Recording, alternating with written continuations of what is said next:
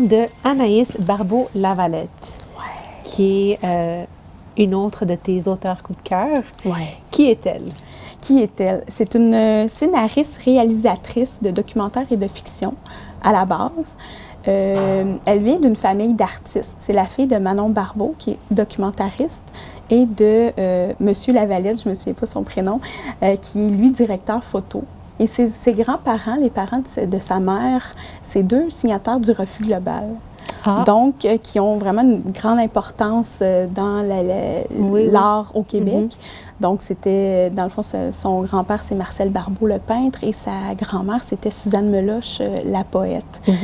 Ce qui fait qu'elle a un bagage artistique assez important avec elle, et ça paraît beaucoup dans son œuvre littéraire. À travers son écriture? À travers son écriture. Elle a une écriture d'une poésie tellement profonde, belle. Elle met des images sur les émotions. On a vraiment...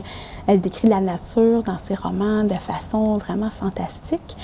Et puis, La femme qui fuit est l'un de mes coups de cœur de Anaïs Barbeau-Lavalette.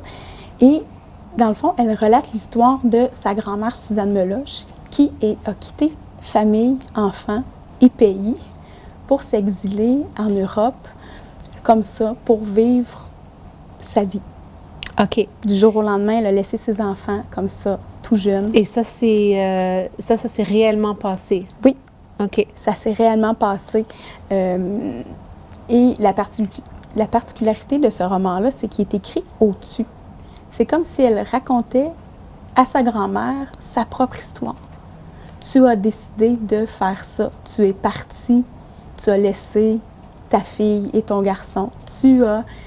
Fait que c'est assez particulier de lire un livre avec ce ton-là. Moi, j'avais jamais vu et lu ce genre. C'est la première fois aussi que j'en entends parler.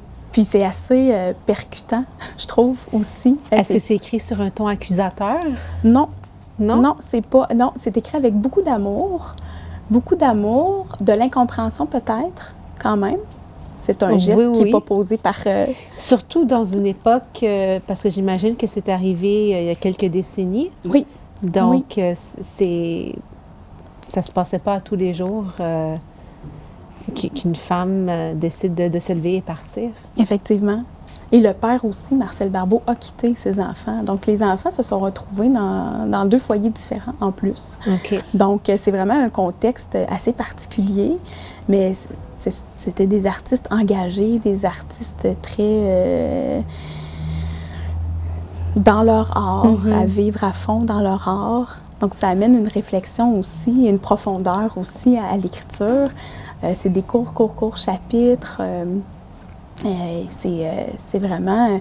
Ça fait partie de ma pile de livres que je dis, c'est des romans dont j'aimerais relire pour la première fois. Ah, oui. Tu sais, il y a ces romans-là que, même si on le relit, on a des attentes parce qu'on sait déjà ce qui s'en vient. Mais quand on le lit pour la première fois, c'est tout un univers qui s'offre à nous.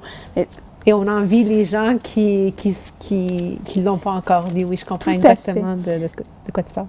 Tout à fait. Puis les deux livres, dans le fond, de Anaïs Barbeau-Lavalette que j'ai lus, La femme qui fuit et le prochain que je vais vous parler, La femme forêt, ça fait partie de cette pile-là de livres que j'aimerais relire pour la première fois. OK. Donc, à chaque fois que je le conseille à quelqu'un, je me dis « Ah, t'es chanceuse de pouvoir le lire. » Peut-être que ce sera moi.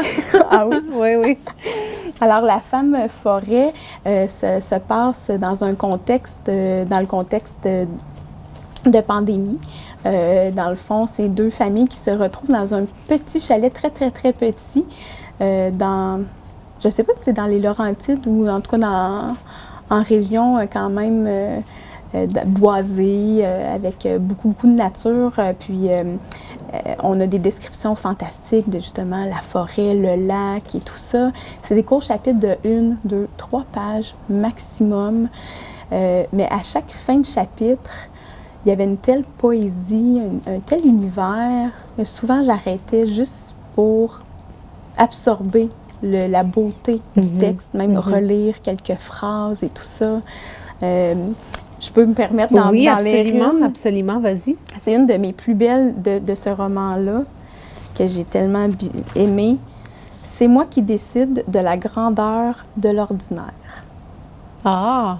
Alors, eux, ils étaient confinés pendant plusieurs mois aussi, dans leur petit chalet, avec, je pense qu'il y avait comme 5-6 enfants, 4 adultes, dans un mini chalet. Puis, ben, ils ont réussi à faire de leur petit quotidien, qui aurait pu être vraiment plus moche, oui. quelque chose d'extraordinaire. Ils ont fait plein de choses avec les enfants. Dans le fond, ça leur a permis de s'arrêter aussi. C'est une courte phrase, mais qui est très, très encourageante, Oui. Très inspirante aussi. Oui, c'est à chacun de faire de son quotidien, des petites choses de la vie, quelque chose de wow. Mm-hmm. C'est